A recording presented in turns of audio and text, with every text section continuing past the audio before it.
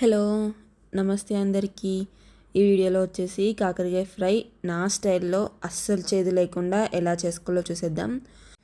First అయితే కాకరకాయలన్నీ బాగా clean చేసుకొని పొడుగ్గా కట్ చేసేసుకోండి.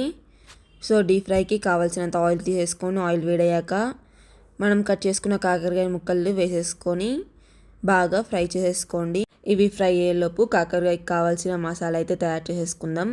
2 స్పూన్స్ ధనియాలు, 1 స్పూన్ జీలకర్ర, ఒక వెల్లుల్లి రెబ్బ మొత్తం తీసుకున్నాను, ఎండు కొబ్బరి సగం, 2 స్పూన్స్ నువ్వులు, ఒక 5-6 ఎండుమిర్చి అండ్ 2 స్పూన్స్ పల్లీలు.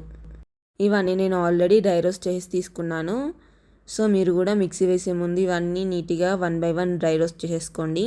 మనం తీసుకున్న మసాలాలన్నీ మిక్సీ జార్లో వేసుకొని అందులోనే మన టేస్ట్కి సరిపోయే ఉప్పు కారం వేసుకొని కొంచెం పసుపు వేసుకొని మిక్సీ చేసేసుకోండి.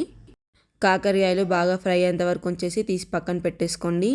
డీప్ ఫ్రై చేసుకున్న ఆయిల్ మన కర్రీకి సరిపోయేంత ఉంచేసుకొని మిగతా మొత్తం పక్కన పెట్టేసుకోండి. ప్యాన్లో ఉన్న ఆయిల్ వేడయ్యాక మనం మిక్సీ చేసుకున్న పొడి వేసుకొని పచ్చి వాసన పోయేంత వరకు బాగా ఫ్రై చేసుకోండి. ఈ పొడిలోనే మనం ఫ్రై చేసుకున్న కాకరకాయ ముక్కలు కూడా వేసేసి బాగా కలుపుకోండి. లో ఫ్లేమ్లోనే ఒక 10 minutes పాటు అడగంటకుండా బాగా కలుపుతూ ఫ్రై చేసుకోండి. ఎంతో టేస్టీగా ఉండే కాకరకాయ ఫ్రై రెడీ. మీరు కూడా ఇంట్లో చాలా ఈజీగా ట్రై చేయొచ్చు. వీడియో నచ్చినట్లయితే లైక్ చేయండి, షేర్ చేయండి, సబ్స్క్రైబ్ చేయడం మాత్రం మర్చిపోకండి. Bye bye.